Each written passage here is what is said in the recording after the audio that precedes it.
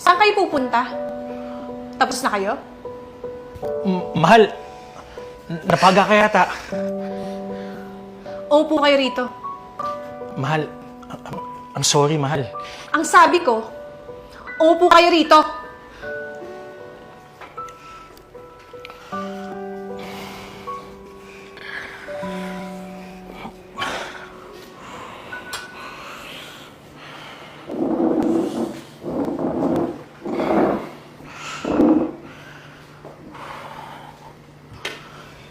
Yan ba yung kabit mo?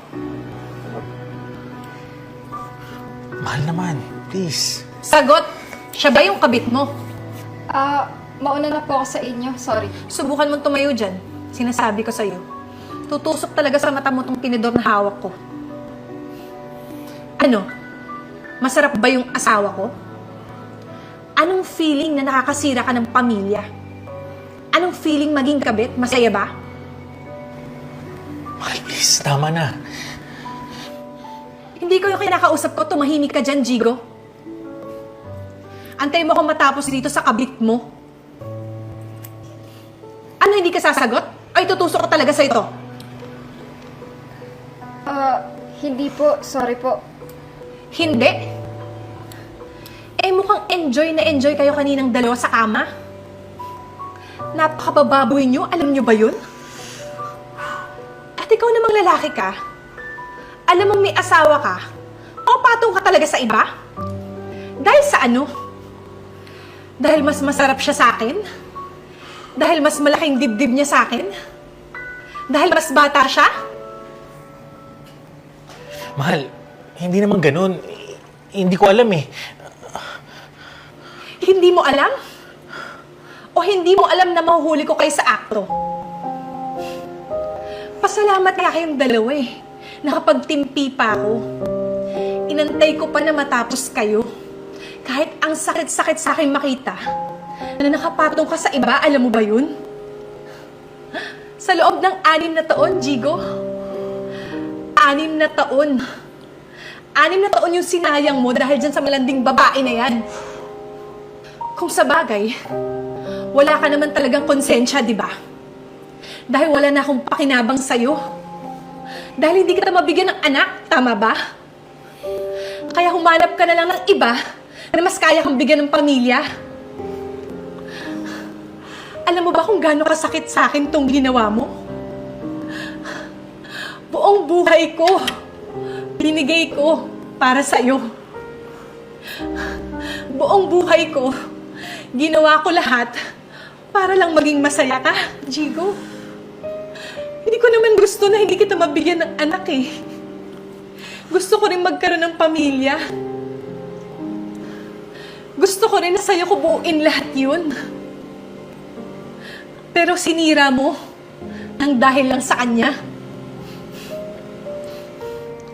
Mahal, please, ayusin natin to. Tama na. Talagang tama na to. Kasi hindi na ako magpapaloko sa'yo. Total, siya na may pinili mo, di ba?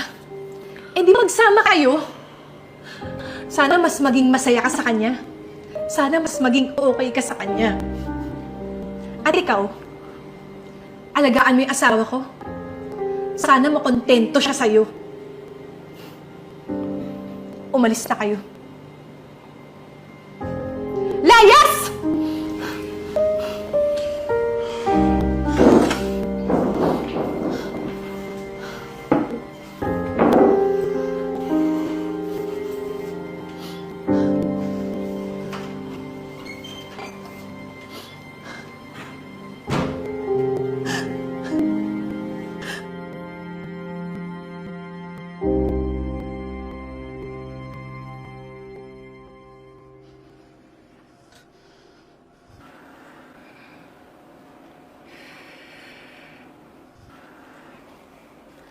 Ano? Wala pa din ba? Hindi ko alam, Jigo. Hindi ko alam kung bakit ganon. Ilang buwan na natin sinusubukan pero halos paulit-ulit na lang eh. Akala ko ba okay ka? Eh kasi sabi mo, sa'yo ako bumuo ng pamilya, di ba? Ikaw yung magbibigay ng anak sa akin. Pero bakit ganun? Bakit ganito? Hindi ko maintindihan eh. Baka naman may sakit ka. Baka may pikos ka gaya ng asawa ko. Wow. Bakit kaya hindi ikaw? Bakit kaya hindi ka magpa-check up? So sinisisi mo ko na ako may problema dito? Faye, maayos ako at wala akong problema. Alam mo, yun nga yung dahilan kaya mas pinili kita kaysa sa asawa ko eh. Kasi akala ko, magkakaanak na tayo. Bakit ba ayaw mo? Susubukan lang naman, di ba? Wala namang mawawala kung hindi susubukan, di ba? Dahil ako, okay ako. Hindi ko lang alam sa'yo. Ano? Bakit? Natatakot ka?